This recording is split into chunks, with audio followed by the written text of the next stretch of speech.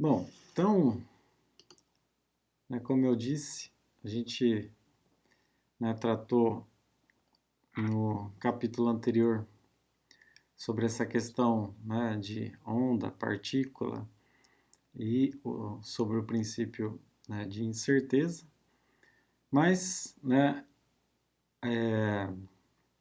tem tinha ou tem um outro questionamento, em torno disso, lembrando, dos experimentos que a gente já estudou, que é o seguinte, lembre que a gente está por volta de 1910, Então lembre que nessa época, um pouco antes, um pouco depois, todos esses conceitos, estavam aparecendo de forma bastante acelerada, Mas uma das coisas que não era claro à época era como que é o átomo, O como que ele é, como que a gente poderia representar, em um desenho um átomo, obviamente, se conhecia bastante coisa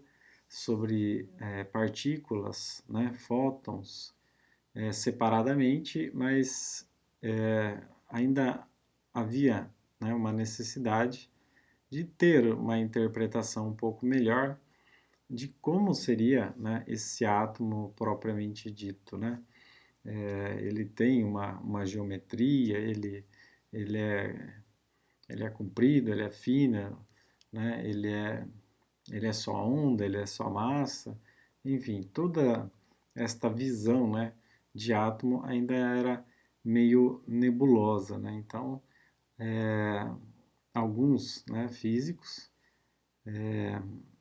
basicamente dedicaram, sua vida, sua carreira a interpretar e dar um modelo, para o átomo, Bom, no ensino médio, e pré e pré pré-ensino superior, a gente acaba estudando o modelo clássico do átomo, que até aparece nas camisas aí, sempre camisa de física ou de nerd. Mas, bom, como que foi o percurso, Ou quais foram as ideias que nos levaram a enxergar, o átomo como a gente entende hoje? Então, o modelo atual, pelo menos do ponto de vista didático, é aquele, que a gente aprende no ensino médio e início, digamos assim, do ensino superior. Mas aqui, a gente vai ir um pouco além, e é o objetivo desse curso também, introduzir, os conceitos até chegar, a um modelo mais próximo, do que realmente é. Obviamente, como tudo na física, sempre uma explicação melhor ou uma explicação diferente da mesma coisa sempre cabe, sempre acontece. E é por isso que a pesquisa é um ramo fundamental da ciência, Muitas vezes a gente até entende o fenômeno, aplica ele, mas quer ir além, Além disso, Então, basicamente, o que a gente vai começar a ver hoje, ao longo dessas 4 aulas, vai ser como, qual foi o percurso para chegar ao modelo atômico atual e quais os principais resultados, dessa busca, Bom, então aqui tenho 2 desenhos aí e depois a gente vai entendê-los, Bom, então Thomson, por volta de 1910, ele já tinha, como eu disse, algumas evidências, ou melhor, algumas características já conhecidas e medidas de algumas partes do átomo, Então, a primeira a primeira coisa é que átomos continham elétrons.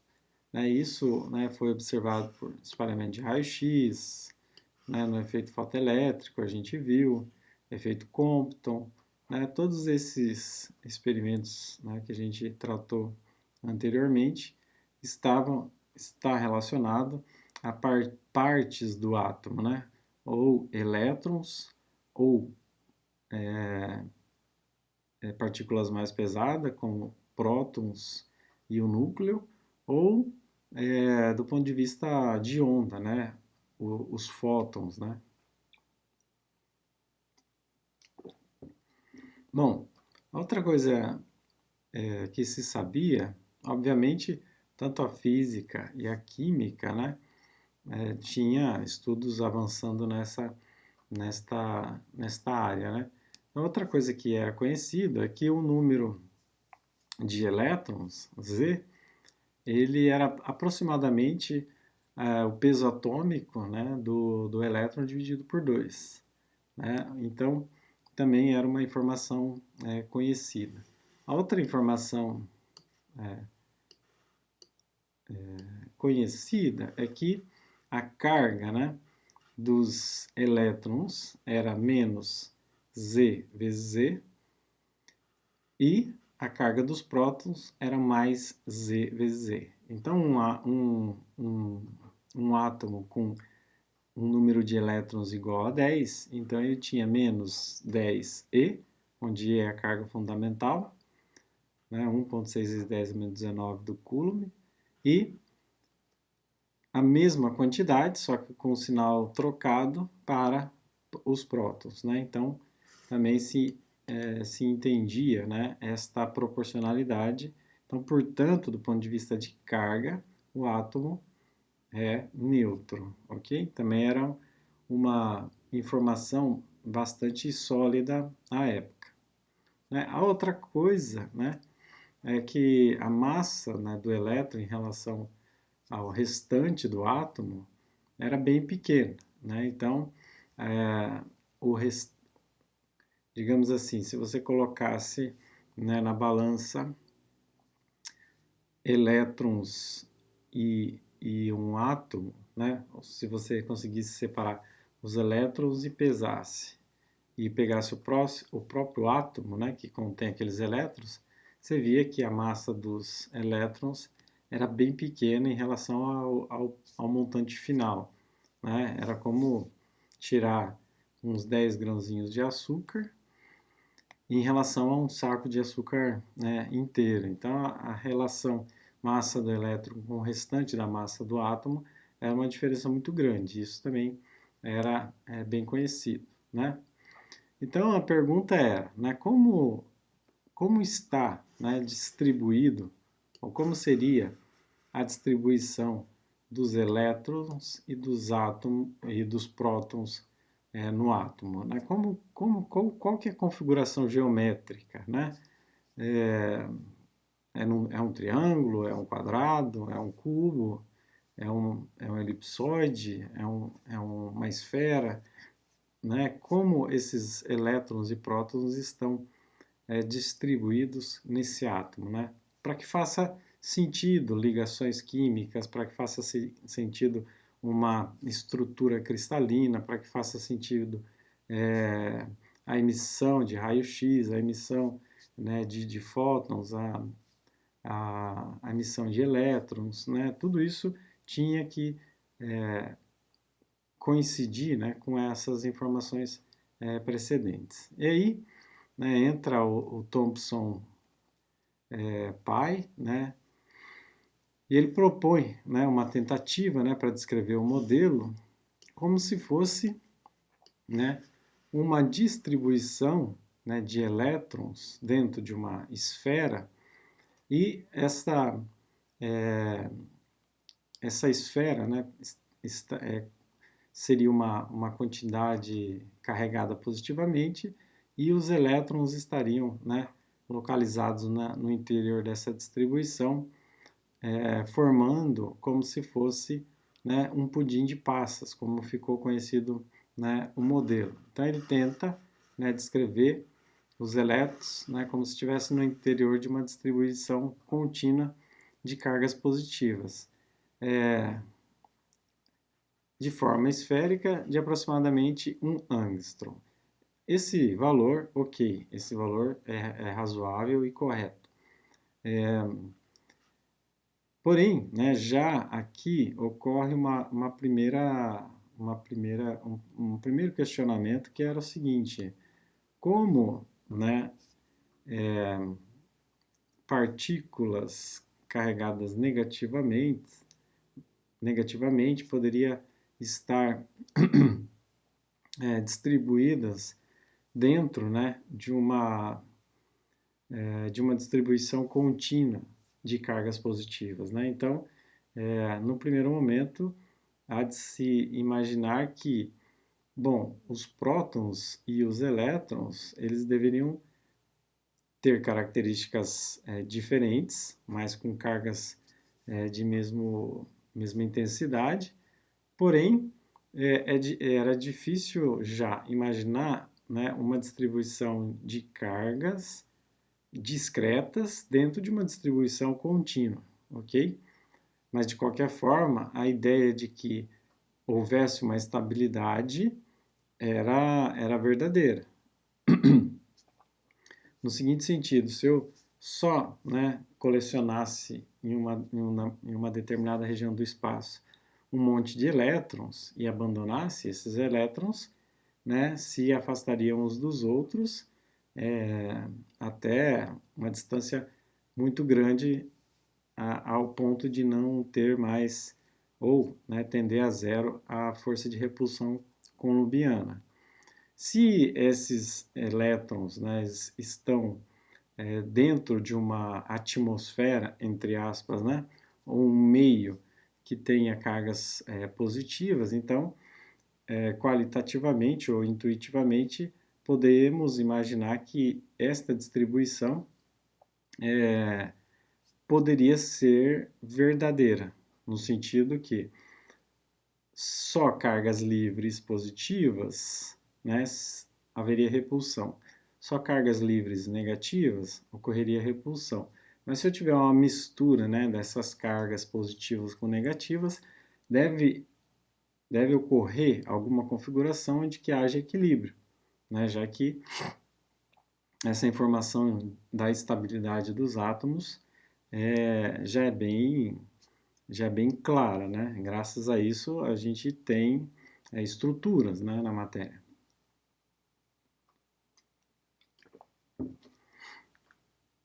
Bom, então esta primeira ideia, né, que é o pudim de passas, aqui não é exatamente um pudim, né, parece um panetone redondo, mas a ideia é mais ou menos essa, né, como se elétrons, né, ocupasse todo o volume e a massa, né, fizesse o papel das cargas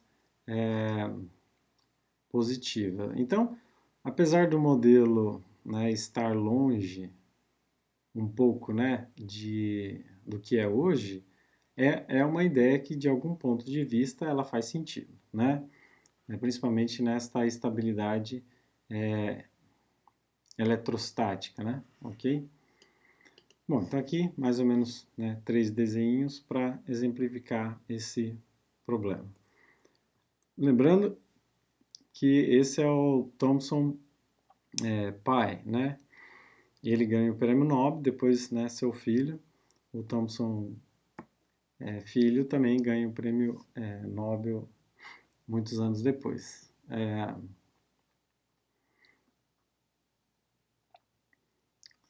Bom, então, desse ponto de vista que eu disse, né, da estabilidade eletrostática, digamos assim, do pudim de passas, até poderia ser uma explicação razoável, né? A coisa é que tem que testar esse modelo, tem que resolver algumas equações para verificar se essa configuração faz sentido, né, tem alguma estabilidade, né? Então, a demonstração mesmo, né, ocorreu, né, com Ernest Rutherford, né? Então, ele é o primeiro, né, a tentar uma outra explicação um pouco melhor, né, ou experimentar aquilo proposto por Thomson, mas depois sugeri, né, algumas configurações, né, e Rutherford era aluno, né, de Thomson, né. Veja que por mais que a ideia, né, de Thomson no primeiro momento foi errônea, né, seu aluno, né, contribui para uma explicação melhor e depois, né, ocorrem outros, né, como o título desse capítulo, né, que cita Bohr. Então, a gente vai ver que muitos foram melhorando o modelo até chegar no modelo atual, né? Então, o Rutherford, ele usa espalhamento de partícula alfa, né? Então, no caso, a partícula alfa basicamente é um átomo de hélio sem o elétron, né? Então, basicamente, é o próton e o núcleo.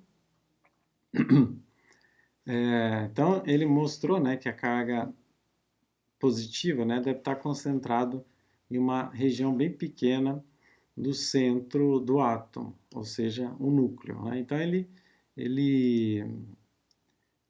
a partir, né, dos experimentos que ele faz, ele verifica que alguma coisa tá errada no modelo e que toda a carga positiva, né, e a massa também deveria estar numa região bem determinada do espaço e não uma distribuição contínua. Então, em vez de ser a massa do bolo, ele seria, né, estaria numa posição bem definida no centro desse bolo, ok?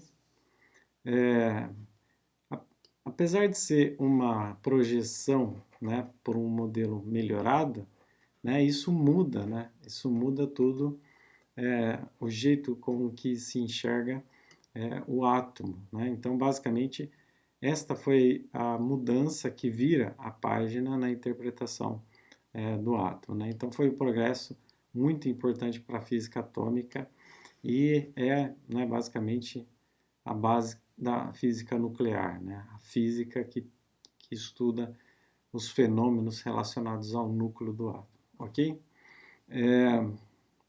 Então eles, né, fizeram experimentos com espalhamento de partícula alfa, né, em folhas bem finas, né, de algumas substâncias. Na maioria dos casos eram metais e desses metais geralmente eram metais como ouro, cobre, prata, né, metais que se era possível obter uma, uma, uma pureza, né, uma qualidade muito boa para ser usada nesses estudos, ok?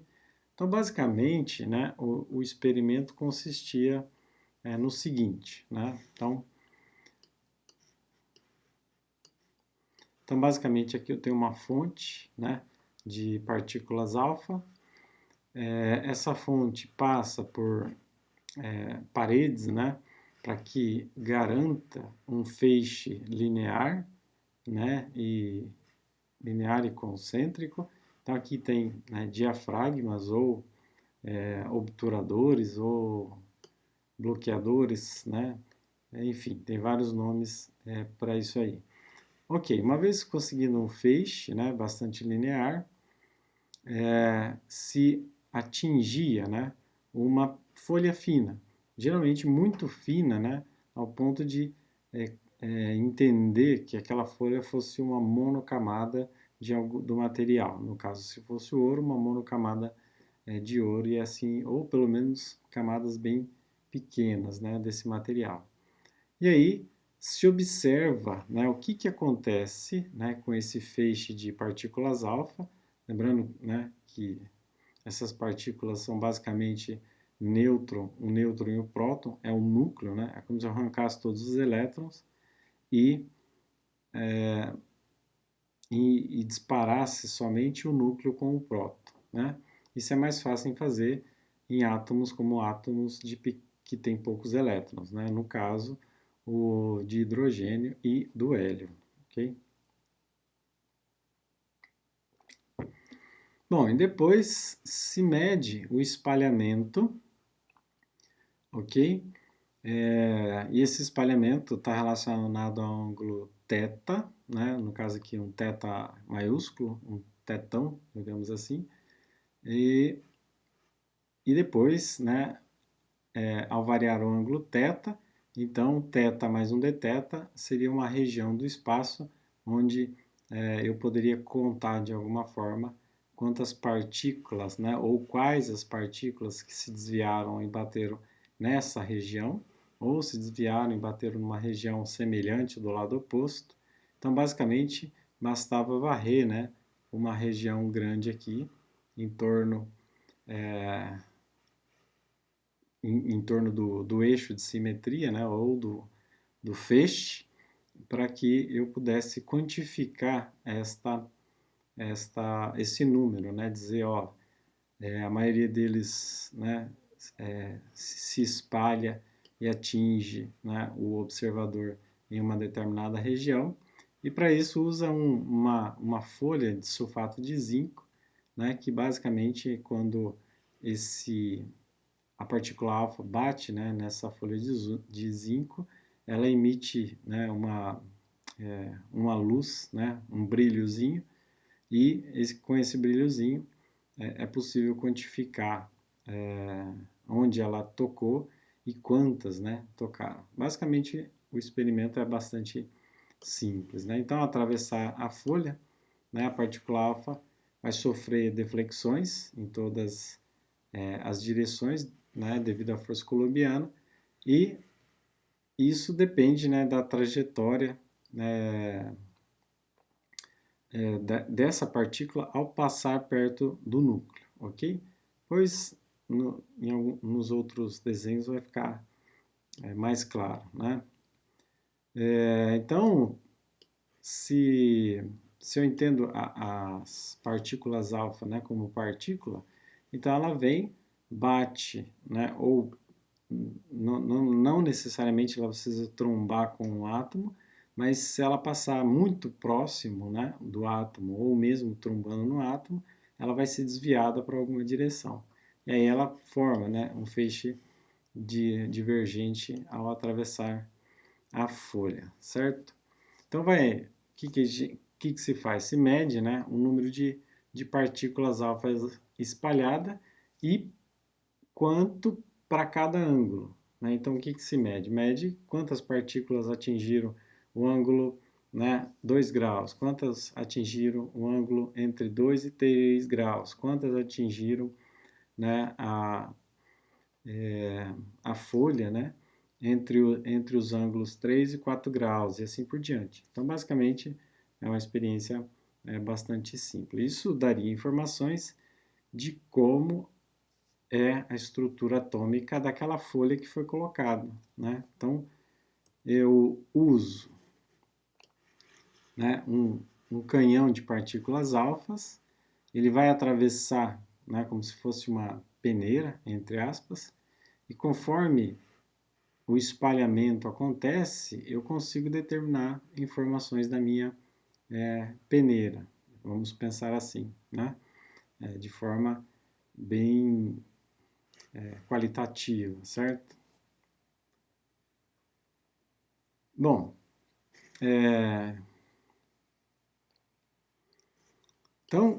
então é possível contar o número de partículas alfa, né, por unidade de tempo para cada ângulo do detector. Então, o detector, o feixe era contínuo, né, o metal estava sempre na mesma posição, e aí variava-se, né, o ângulo do observador, ou seja, da folha de zinco, deixava um determinado tempo e contava, né, quantas partículas alfa atingiram o anteparo durante um determinado tempo. Então, a partir desse tempo, né, daria para se quantificar uma distribuição, né, ok? Então, vamos, né, considerar que N é o número de átomos, né, que causam a deflexão da partícula alfa. Tem vamos chamar N de um N', ok? Então, é o número de átomos que causa deflexão da partícula alfa. Eu esqueci de corrigir esse detalhe. Aí, θ, né, o ângulo de deflexão a passar por um átomo, né, ou seja, né, pelo pudim.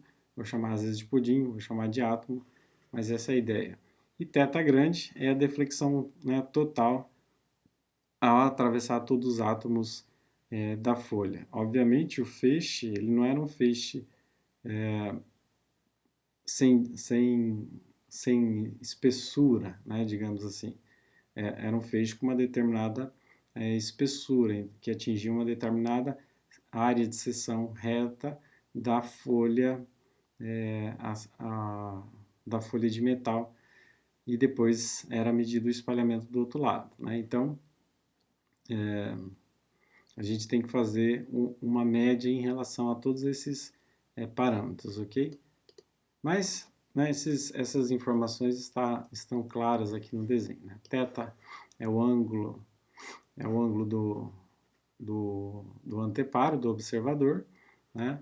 Dθ é o incremento, né, que a gente vai colocando para calcular o valor total, né? Então, basicamente, a gente podia pensar, né, do jeito que está no desenho aqui. Eu tenho uma partícula alfa, ela, se o modelo é o pudim de passas, né? Então, essa partícula alfa, ela penetra, né, no átomo, vai sofrer, né, algumas deflexões, né, já que ela tem energia cinética aqui, então ela consegue atravessar o átomo, mas ela sofre alguns desvios aqui, mas em média, né, esses desvios levam ela a sair numa determinada direção. Então, esse movimento aqui tem uma trajetória retilínea, aqui dentro do átomo a gente não sabe muito bem o que acontece, mas depois que ela saiu do átomo, abandona o átomo, ela continua no movimento retilíneo, né? Então, todas as alterações estão relacionadas ao que acontece ao passar pelo átomo, né? Então, para isso, a gente pode pensar, né, numa estatística, né, para isso. E essa estatística basicamente é o ângulo θ, né, o ângulo θ grande, né, digamos assim, que é a posição do anteparo. Se eu pegar o valor médio ao quadrado e tirar a raiz, né, desse ângulo, é equivalente ao número, né, de partículas que atingiam o anteparo, vezes o ângulo médio de cada uma, né, dessas partículas. Então, o produto, né, do desvio, né, de cada partícula que atingiu o anteparo, elevado ao quadrado e tirado a raiz, deve ser mais ou menos, né, deve estar relacionado ao valor médio quadrático, né, digamos assim, do ângulo θ grande, né? Então, o θ médio ao quadrado, né, dentro da raiz é a média quadrática dos ângulos de deflexão de espalhamento, né? Então, esse ângulo θ aqui é para uma partícula alfa, né? Então, eu tenho aqui uma partícula alfa, né? Ela entra aqui, sai aqui. Então, para essa única partícula alfa aqui, eu tenho um θ relacionado. Se eu fizer isso para um número muito grande de partículas alfa, para cada um vai ter um θ relacionado. Se eu fizer um θ médio e multiplicar pelo número de partículas, eu tenho o θ grande, né? Bom, como eu disse, né? Θ pequeno ao quadrado, né, dentro da raiz, né, é a mesma média quadrática, só que para cada átomo individual. Ok. Então, se eu quiser calcular, né, as partículas que estão sendo observadas, né, nessa região aqui, ou seja, entre θ grande e θ grande mais dθ, né, a gente sempre constrói, não sei se vocês perceberam, a gente sempre constrói algo infinitesimal para depois poder fazer uma somatória ou uma integral e achar o valor final. né? Então, se eu consigo calcular o elemento infinitesimal e o meu problema tiver alguma simetria, muito provavelmente eu vou conseguir resolver a integral desse problema, né? Ou a somatória. Então, por isso que a gente sempre trata dessa forma, né? Então, o número de partículas espalhadas entre θ e Δθ vai ser n θ grande d θ, 2i θ dividido por θ ao quadrado, exponencial de θ ao quadrado menos θ média ao quadrado dθ. Bom, aqui basicamente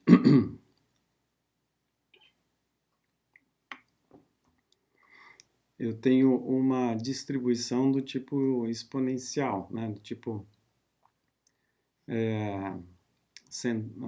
um decaimento exponencial centrado na origem, o que era basicamente de se esperar como resultado, né? Então, I é o número de partículas alfa que atravessam a folha. Então, tem alguns números aí, né? Por exemplo, esse I representa o número que atravessou a folha e atingiu, que atravessou o átomo, né? E atingiu o anteparo.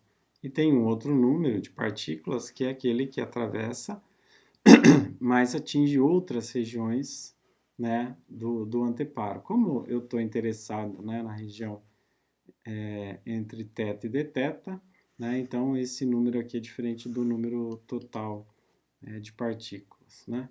Mas não se prendam à matemática por enquanto, porque depois a gente explora um pouco mais. Então, os resultados qualitativos, né, esperados eram o seguinte, né, os elétrons, né, deveriam provocar pequenas deflexões nas partículas alfas. Por quê? Também se era conhecido que as partículas alfa eram partículas mais pesadas, com maior energia do que os elétrons, né? Então, quando eu fizesse qualquer experimento que eu conseguisse interagir partículas alfa com elétrons, né? Então, a diferença, né, de massa dessas partículas era muito grande. Então, né, a gente sabe que a razão entre a massa do elétron e a massa do próton já é uma diferença grande. Se eu pegar um átomo grande, né, por exemplo, que tenha um núcleo, né, composto por 20, 30 prótons, então um núcleo, né, desse átomo em relação à massa do elétron é uma diferença muito grande. Então, os elétrons que está no meu pudim, ele não deveria, né, provocar grandes deflexões ao passar pelo átomo, né? Então, essa era um primeiro resultado qualitativo, dado o conhecimento que eles tinham em relação, vamos pensar assim, do ponto de vista massa, massa elétron, massa partícula alfa, ok?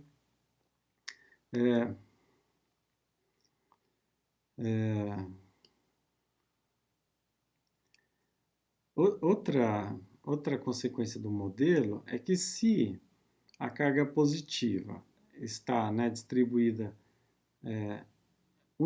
uniformemente, né, sobre todo o volume do átomo, então ela também não poderia causar uma repulsão intensa, né, o suficiente para causar uma grande deflexão.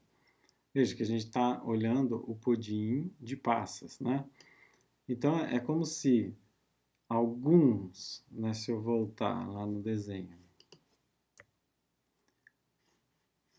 esses pequenos pontinhos são elétrons, com uma massa muito menor do que a massa da partícula alfa. Então, os elétrons poderiam causar uma certa deflexão, mais pequena. A massa, do ponto de vista de carga, né, eu tenho uma carga, por exemplo, 2 né, atravessando um átomo, só que a carga positiva desse átomo está distribuída ao longo de todo o átomo. Então, isso também não deveria causar uma deflexão aqui, né, um desvio muito grande. né? Então, desse ponto de vista, as deflexões não poderiam, né, superar, né, ângulos muito pequenos, né, da ordem de 10 a menos 4 radianos, né? Isso, né, que era a previsão qualitativa, né, do modelo de Thomson, né, do pudim de passa. Porém, né, o que aconteceu foi algo inesperado quando executaram o experimento. Então, Rutherford e o seu grupo, né, testaram, né, fizeram esse experimento várias vezes e descobriram algo extremamente interessante, que algumas partículas alfa chegaram a ser espalhadas, né, até a ângulos de 180 graus. Né? Ou seja, se eu voltar aqui, essa partícula, vou tentar desenhar algumas partículas aqui. Bom, então, a ideia é que desviei, saiu aqui. Né? A outra partícula vem, desvia aqui. Ok? E aí, o que não era de se esperar é que, em alguns casos, né, a partícula viesse e voltasse, né, para ângulos bastante grandes, até 180 graus. Né? Esse daqui era o resultado menos esperado, mas também, né, se verificou desvios maiores, né, como este e outros. Né? Então, ocorria desvio em todas as direções. Né? Mas esse, principalmente, né, de ter alguma partícula, né, que chega a voltar, né, foi um resultado tão interessante que, nas palavras do Rutherford, ele diz: foi praticamente o acontecimento mais inacreditável que aconteceu na minha vida. Como se atirasse um obus, né, ou seja, uma bala de canhão de 15 polegadas sobre um papel de seda, e esse voltasse e o atingisse. Né? Então, a visão, né, de um átomo, ou seja, a partícula alfa atravessando aquela fina folha de ouro, né, deveria passar como se fosse água por uma peneira de café, né? Basicamente ia passar direto com alguns pequenos desvios, né? O que não era de se esperar, né, é que essas partículas pudessem voltar. Então, em alguma determinada região, a colisão causava um retorno. Né? Só que as dimensões de massa e carga eram tão díspares, né, digamos assim, que esse resultado chama muito, né, e muito a atenção. Né? Então veja que ele compara uma bala de canhão que bate numa seda e chega a voltar, né, ser rebatida por um papel de seda. Obviamente, a ideia era que, vamos pensar na bala de canhão, como se eu atirasse muitas balas de canhão sobre uma parede feita de papel de seda. A maioria ia atravessar, né, esse papel de seda, mas em alguns casos ele bate e volta. Né? Então, essa distribuição contínua das cargas positivas, como o pudim de passas, não funcionava para explicar esse resultado. Ok? Então, isso não poderia ser um resultado partindo do modelo de Thomson. Né?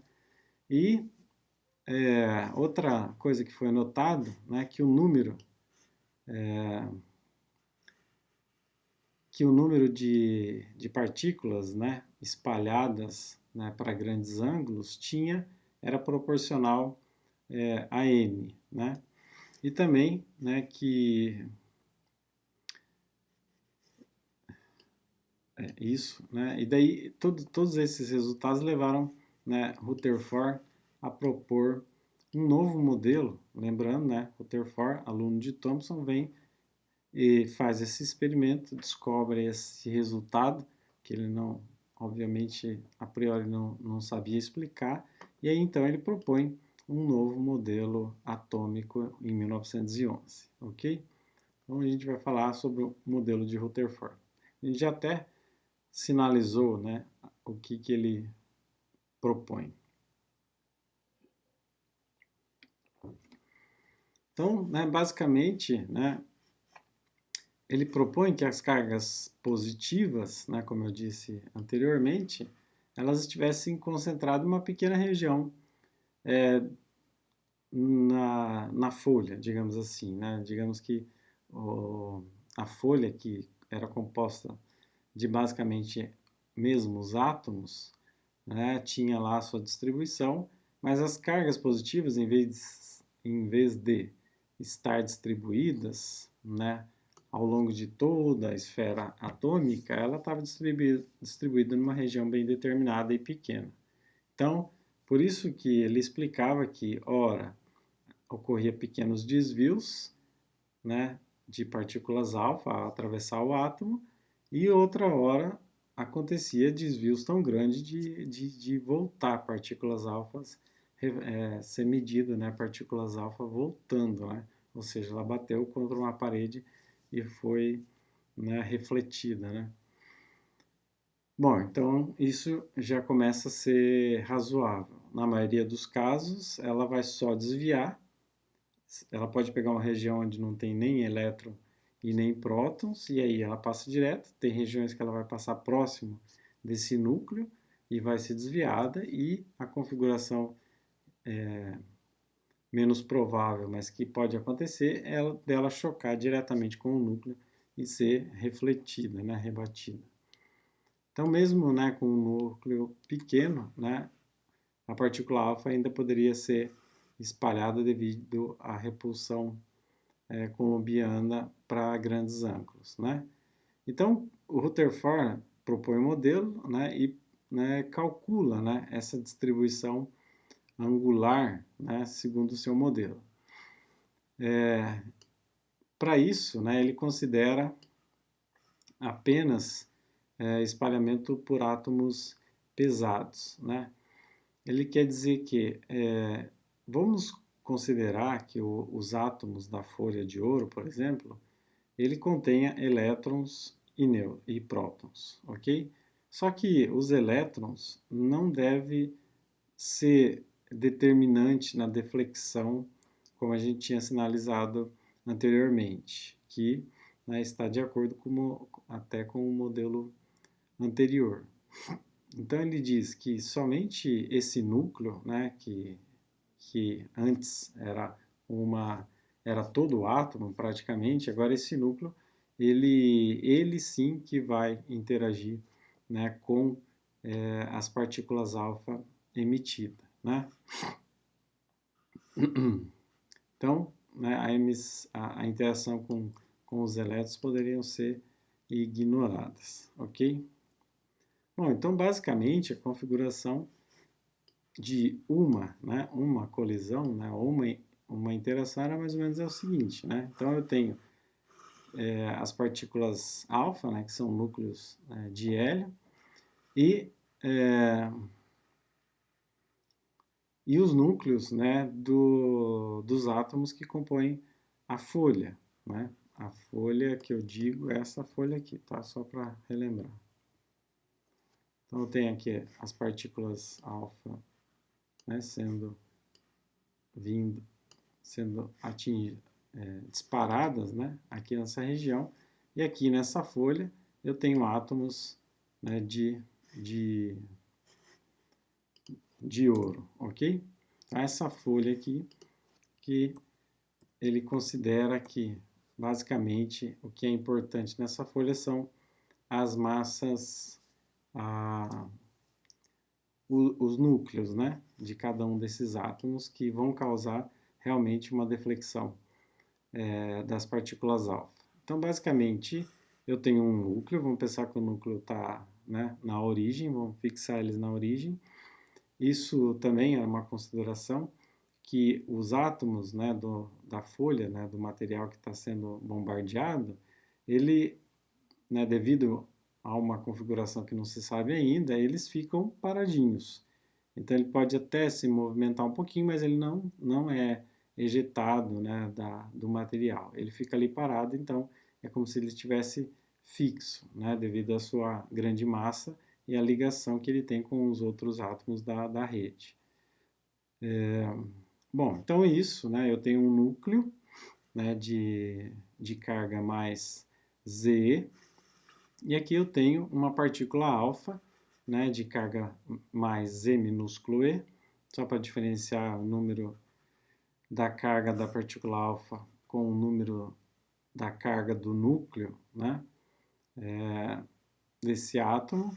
Então essa partícula ela vem, né, ela pode chegar, vamos pensar assim, ela pode chegar a uma certa distância em relação ao centro do núcleo, mas também ela pode chegar bem próximo aqui, né? Vamos pensar, eu exagerei aqui. Mas se ela chegasse mais em cima, vamos pensar assim, ela sentiria um pouquinho, né? O núcleo e seria desviado. Se ela chega um pouquinho mais para baixo, então quando ela chega próximo do núcleo, ela sofre, né, um efeito maior, porque quanto mais próximo, maior a repulsão colombiana, né? Então vamos lá. Então a partícula alfa vem com energia cinética, sente a presença do núcleo, né? A partir de um certo momento, a força de repulsão colombiana é tão intensa que muda a trajetória da partícula, né? Gerando uma força nesse sentido aqui, e aí ela desvia. A partir de uma certa distância, a força colombiana já não tem mais quantidade, digamos assim, como ela decai com o quadrado da distância, né? Depois de uma certa quantidade, a repulsão colombiana deixa praticamente de existir e ela continua uma trajetória retilínea, né? Então, basicamente, esta é a ideia, né, de Rutherford para poder iniciar algum cálculo, né? Então aqui eu tenho um parâmetro que é o parâmetro B, que é a distância, né, entre o eixo, né, o eixo da trajetória da partícula alfa em relação ao eixo da posição do núcleo, né? Depois tem o desvio. Então eu começo com uma energia cinética mv com um momento, né, desculpa, um momento mv, depois ela sofre, né, praticamente uma desaceleração aqui, e ela termina então com um momento diferente daquele inicial, certo?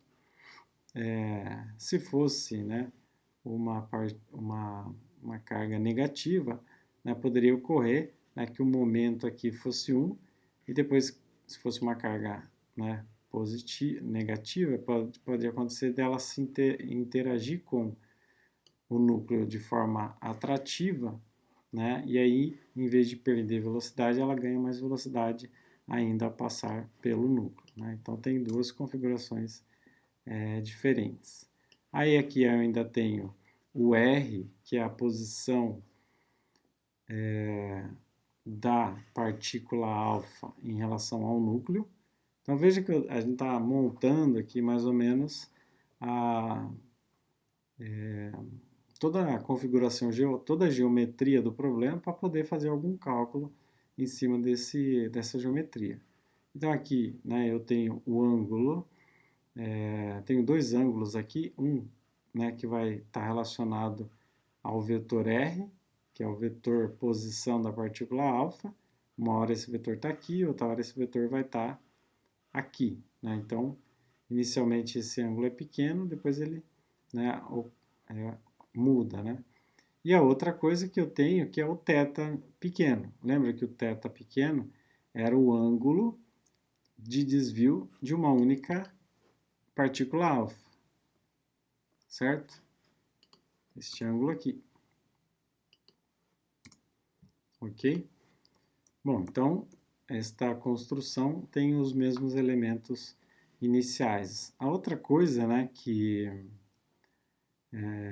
eu tenho é que esse valor, né, entre o eixo, né, relacionado ao núcleo e o eixo de escape, digamos assim, ele tem um valor um pouco diferente. Porém, se ocorre simetria aqui em todo o problema, digamos assim, a massa não muda, a carga não muda, né? Não tem interações de outras partículas na vizinhança, então essa nova diferença, né, de paralelismo aí continua valendo da mesma forma que ele chegou. Então ele chega com uma distância b e sai com uma distância b, ok? O que muda então vai ser o momento inicial e final e, né, a posição e o ângulo desse vetor R, ok? Acho que a gente colocou todos os elementos que fazem parte da construção matemática do modelo de Rutherford.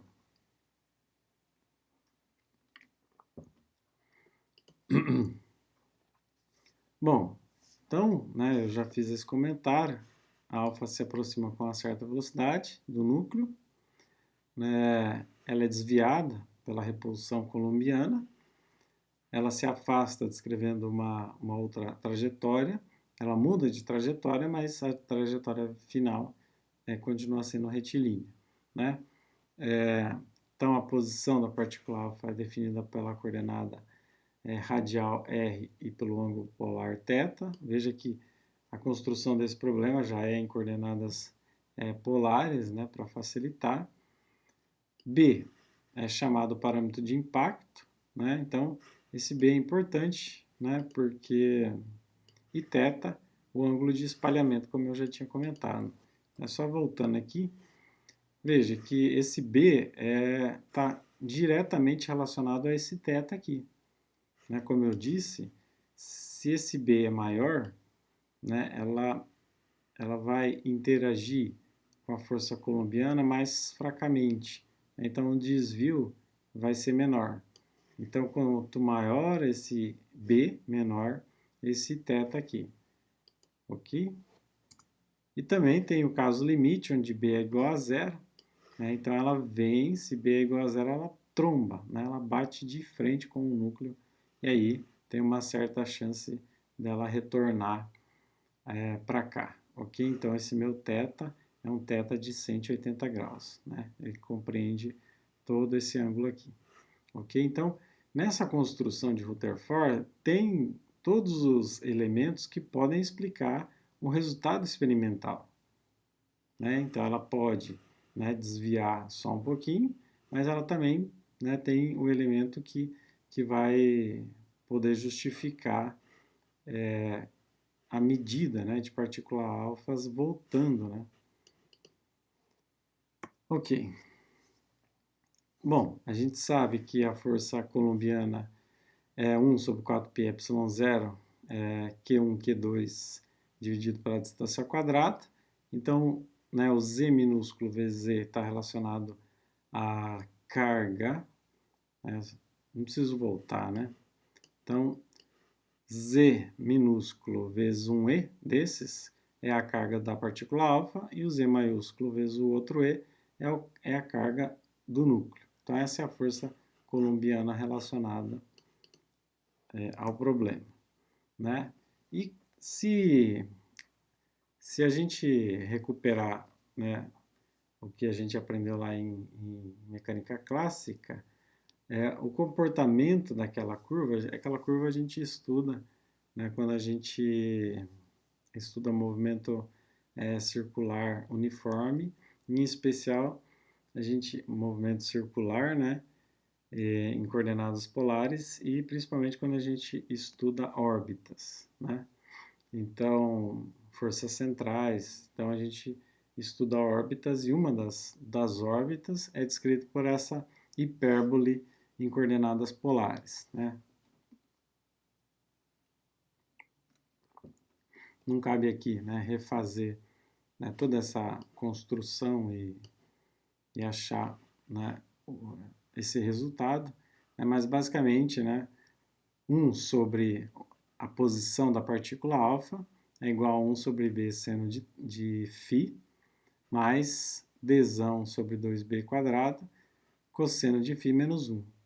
Ainda posso desmembrar esse cosseno e seno aqui, escrevendo, né, de outra forma, mas basicamente essa é a equação daquela curva, né, que descreve esta curva aqui. Então, esta curva aqui é uma hipérbole, e essa hipérbole está relacionada, é dada por essa equação em coordenadas polares, ok? Então, D, né, é a distância, né, de maior aproximação do núcleo. Veja que esse D, né, este D, né, digamos assim, ele relaciona, né, a aproximação máxima que eu consigo da minha partícula alfa em relação ao núcleo, ok? E, basicamente, né, esse D vem daqui, né? Eu posso escrever que a energia cinética é igual à energia potencial colombiana, e dessa relação eu tiro que D é 1 sobre 4πε0, Zzinho, Zzão, E quadrado dividido por mv quadrado sobre 2. Né? Então eu consigo, né, tirar esta relação. Veja que o que a gente fez, né, quando a partícula alfa está nesta posição aqui, né, eu igualo a energia potencial com a energia, né, cinética que ela ocupa nessa posição. Né? São construções simples, né? Aí esse comentário eu já tinha feito, né? Se B é igual a zero, eu vou ter uma colisão. Então, a partícula alfa bate e volta, né? Não necessariamente ela bate, né? Porque se a partícula alfa, né, tá vindo na mesma linha, né, no mesmo eixo onde está o núcleo, né, pode ser que ela chegue muito próximo do núcleo, mas chega uma hora que a força de repulsão colombiana é tão grande que ela é expulsada, né, do seu movimento, ela faz um movimento contrário devido à força de repulsão, ok? Obviamente, se essa energia é muito grande, ela tromba com o núcleo, desloca o núcleo de lugar. Mas como não era observado nesse experimento que não se perdia material, então basicamente a emissão de partículas alfa sobre aquela fina chapa de ouro não causava o desprendimento de nenhum núcleo. Né? Então provavelmente a partícula alfa, quando colidisse, né, com o núcleo, ela não chegaria a colidir, mas seria repelida pelo núcleo por força colombiana. Ok?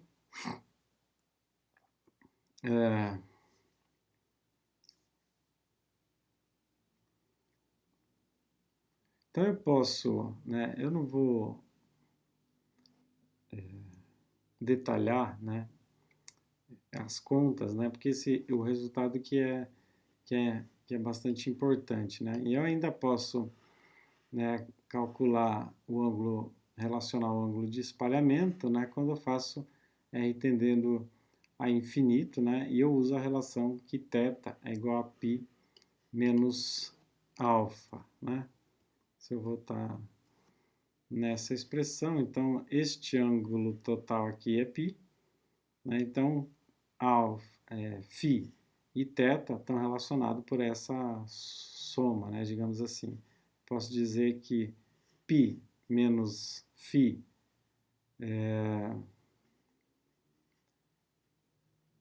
eu posso dizer que φ mais θ mais uma quantidade que eu não sei é igual a π, né? E daí tirar essas informações aí. Bom, então é isso que ele faz, né? Ele escreve e relaciona, né, o ângulo θ com o D. No fundo, faz essa construção geométrica aí para poder relacionar o ângulo θ com o valor de B e de D. Né? Então, eu já tinha sublinhado, né, essas diferenças aqui. Então, por exemplo, se a partícula vem muito numa trajetória paralela ao eixo do núcleo, ela vai sentir muito mais, né, a presença do núcleo. Só um segundo, né, porque aqui é cheio de pernilongo. Só que se ela estiver um pouquinho mais distante, ela sente menos, né? Então, o incremento, né, dB, né, está relacionado ao incremento dθ aqui. Assim como o valor de B está relacionado ao ângulo θ. Toda vez que eu incrementar uma distância dB aqui, eu decremento um ângulo dθ na minha conta, né? Ok, tudo isso, né, é para a gente chegar ao cálculo de um número, né, relacionado a todos esses parâmetros geométricos, né?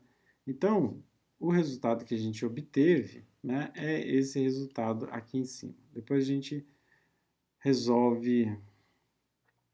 Já passou 1 hora, né? Tem que dar uma acelerada.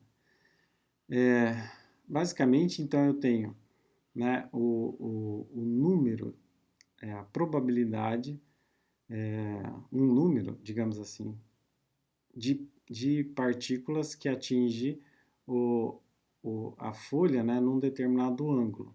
E esse número é dado por essa equação, né? Como eu disse no exemplo, essa equação está resolvida. Então, basicamente, né, eu tenho uma constante, né, 1 sobre 4πε0 ao quadrado, uma quantidade que está relacionada à força colombiana, e depois parâmetros geométricos do problema, né? Além de tudo, eu tenho esse I, né, que é o número de partículas alfa que incide, né, sobre a folha de espessura T, que contém uma determinada densidade de núcleos por volume. Depois vai ficar claro esses outros parâmetros no exemplo. Então, Thomson monta o seu problema, faz toda a geometria, as considerações e encontra, né, um valor, né, para quantificar, né, esta quantidade, essa distribuição. Por quê? Lembra? Vamos recapitular uma coisa aqui. Thomson, ele fala que podia ser parecido com pudim de passas.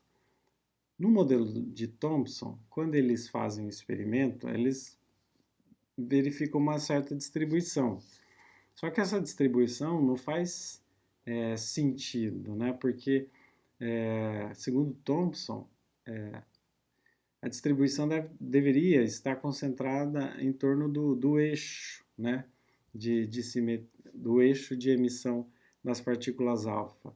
E quando Rutherford executa o experimento, ele verifica que existe uma distribuição contínua, né, mais intensa no centro, mas daí ela pode chegar, né, a ter partículas, né, ter um resultado até para ângulos de 180 graus, mesmo que seja valores mais raros e pequenos, mas existe.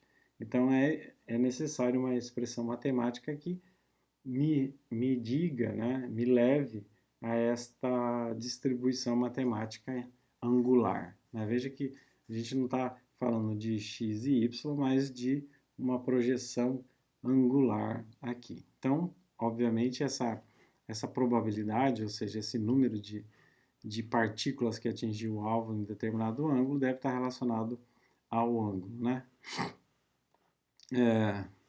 E essa previsão, né, ela confirma, né, confirma de forma mais precisa os resultados experimentais. Inclusive, né, mostra que existe uma chance, né, pequena, mas existe, de encontrar uma partícula sendo refletida, né, digamos assim, pelo núcleo a 180 graus, certo? Bom, depois a gente vai ver que ainda dá para melhorar essa construção matemática. Bom, aí, né, vem Geiger e Marsden, né, que fazem mais testes, né, com, né, o experimento. Então, o que que eles melhoraram nesse teste? Em vez de usar só, né, uma fina folha de ouro, usaram outros materiais, né? E aí eles verificaram esse resultado de essa distribuição proposta por Rutherford. Eles, né, verificaram que essa previsão era real, né, com um certo erro experimental, ó, que é óbvio, né? Erro experimental sempre tem. Eles também verificaram que essa distribuição era proporcional à espessura da folha, né? Então, assim, se há uma folha muito espessa, a chance, né, dele encontrar muitos núcleos vai aumentando conforme a espessura, né? Então, eles verificaram isso também. Verificaram, né, que o número de partículas alfa é inversamente proporcional ao quadrado da energia cinética, conforme aparece na equação, né, e que também é proporcional ao quadrado, né, da carga dos elementos químicos alvo. Então, eles executam, né, novamente esses experimentos, não só medindo, né, a deflexão, o espalhamento, mas medindo também, mudando o material, variando a espessura da folha. E tudo isso é a construção que vai explicar como esse átomo deve ser. Então veja que essa é a parte bonita da coisa. É como se a folha, né, que foi colocada para ser bombardeada pelas partículas alfas, ela fosse algo desconhecido, uma caixa preta. Eu não sei o que tem dentro dessa folha, mas eu sei que quando eu passo uma partícula assim assado, ela se comporta assim assado. Então o que que eu faço? Eu construo um modelo que eu acho que pode ser o que tem dentro desta caixa preta, né? E aí eu verifico se o modelo que eu construí faz sentido com os dados experimentais. Então é isso, né, que Rutherford faz e depois é testado, né, exaustivamente por Geiger aqui e Marsden, né? Bom, então basicamente, né, eu vou falar sobre esse exemplo que ele nos leva àquela equação que a gente comentou, né, que é a equação 5 aqui. Então, basicamente, esse resultado matemático é o resultado do modelo de Rutherford, né? Então, ele propõe, né, uma construção que é uma construção deste tipo, né? Eu tenho partículas alfa passando perto de núcleos, né, carregados positivamente também, e aí ocorrem desvios. E esses desvios, né, devem ter uma equação matemática que justifica, né, o resultado experimental. E aí Rutherford chega na equação número 5 aqui. Então, para exemplificar essa equação, ele dá, né, como exemplo essa construção aqui. Então, basicamente, vou tentar sublinhar para não ficar muito extenso. Então, basicamente, eu vou imaginar o seguinte: a gente pega uma folha de ouro de 1 centímetro por 1 centímetro e uma certa espessura T, ok? Então, vamos exagerar o desenho e dizer que cada uma dessas bolinhas aqui são átomos, né? Então, basicamente, ele vai mais além, né? Ele imagina o seguinte: esta esferazinha aqui é o meu átomo. Além disso, o núcleo deve ter, né, deve ter uma dimensão pequena em relação ao raio, né, do meu átomo, e tem uma certa região, que parece um anel, onde né, deve estar distribuído, né, as minhas partículas, né? Então ele imagina que esta folha é composta por um monte, né, desses anéiszinhos aqui com os seus respectivos núcleos, né? E aí se eu definir que ρ vezes T, né, onde ρ é o número de átomos que eu tenho, né, é uma densidade volumétrica de átomos que eu tenho, e aí, se eu fizer ρ vezes a espessura, né, eu vou ter o número de anéis, né, nesse espaço. Ele quer dizer o seguinte, né, que cada átomo ocupa um certo espaço, mas a posição onde eu tenho partículas, né, que vão interagir é determinada por essa pequena região aqui, ok? Bom,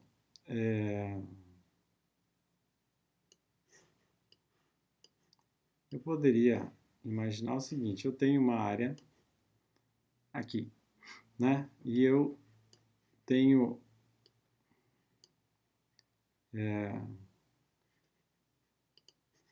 duas partículas, né?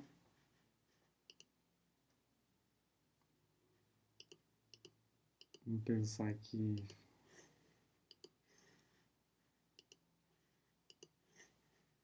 Então, aqui.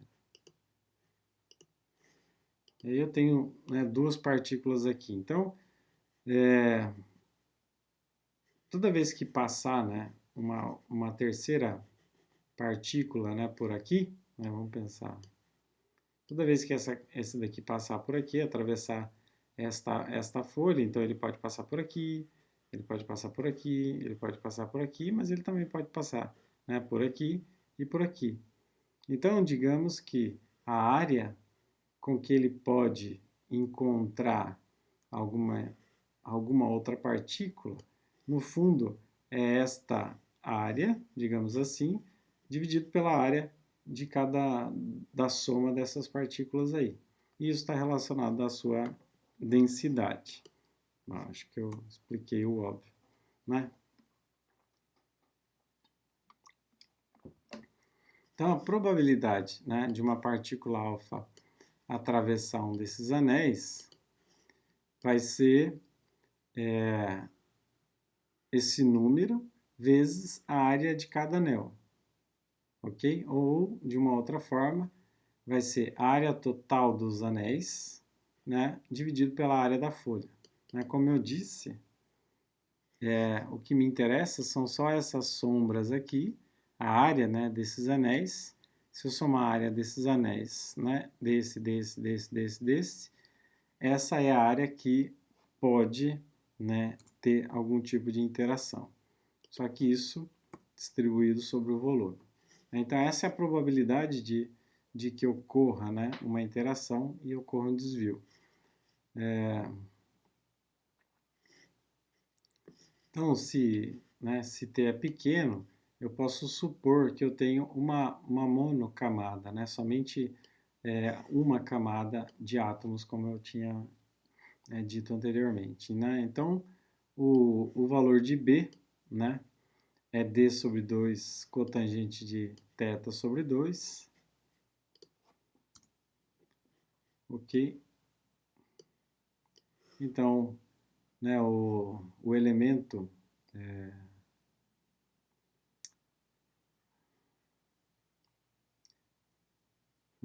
de volume, digamos assim, vai ser menos D sobre 2, dθ sobre 2 dividido por seno ao quadrado de θ sobre 2, ok? Que eu tirei da derivada, né, do valor de B. Então, a relação entre B e θ é dada por essa expressão. Lembra que a gente está falando dessa construção geométrica, né? Então, existe uma relação entre esse cara aqui, com esse cara aqui e com esse cara, né, aqui, certo? Bom, então, sendo assim, dadas essas relações, eu vou fazer abreviado, porque tá feito aqui. Então, o que eu precisava achar, no fundo, era essa quantidade B delta B, né, que está relacionada à geometria do problema. Então, a probabilidade, como eu tinha dito anteriormente, né, vai ser ρt vezes a área, né, a área da superfície do anel, ou seja, 2πr, no caso é B, 2πb vezes a largura do anel, que é o dB. Bom, mas essa quantidade BdB, né, eu encontrei a partir de outras considerações. Então, eu chego que a probabilidade PdB vai ser menos ρ de t vezes 2π d quadrado sobre 16, e aí seno de θ dividido por seno a quarta de θ sobre 2dθ. Né? Então, esta quantidade, né, com sinal negativo, e aí tanto faz, é a probabilidade que as partículas sejam espalhadas entre um ângulo de θ e um ângulo de θ mais Δθ. Né? Aqui eu já tinha sublinhado essas características, né? Se eu tenho um incremento em dB, eu tenho um decremento em dθ. Né? Se eu tenho um decremento em dB, eu tenho um incremento em dθ.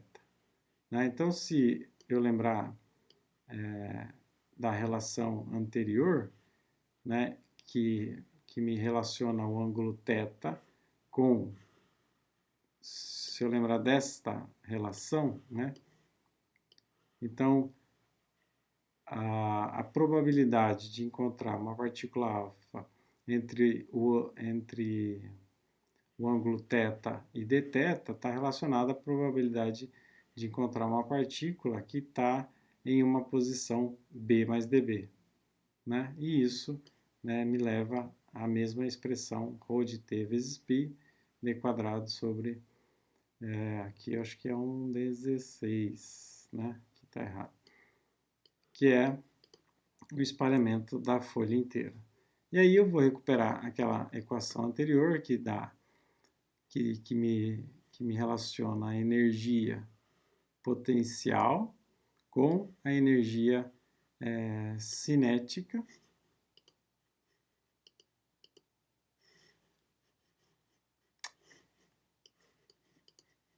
Não é branco, é transparente.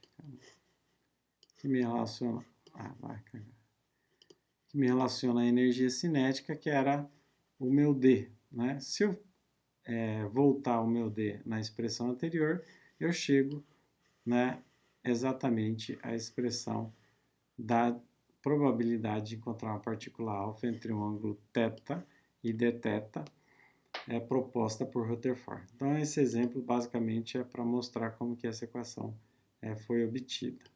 Obviamente tem, né, é uma construção bastante longa, então tem que fazer com calma, mas são só passagens e relações trigonométricas simples, né? Não tem nenhuma integral ou algo que seja, né, escondido aí. É só uma questão mesmo da construção geométrica do problema e de como a gente entende o cálculo de uma probabilidade, né? Bom, por enquanto é isso, né? Então a gente apresentou o modelo de Thomson, né, que é conhecido como pudim de passas. Esse modelo, né, inicialmente tinha algumas características qualitativas que poderiam ser interessantes, mas nem tanto. E aí, ao executar, né, uma medida, né, de espalhamento, verifica-se que esse modelo não é tão interessante. Rutherford, ex-aluno de Thomson, propõe, né, um novo modelo, onde, né, a distribuição de carga positiva não era mais ao longo, né, de uma esfera maciça, mas centrada na origem. Né? Sendo assim, ele constrói toda a geometria de uma partícula alfa passando por um núcleo próximo a um núcleo carregado, e aí encontra uma expressão matemática para essa distribuição. É um modelo já melhorado em relação a J.J. Thomson. Né?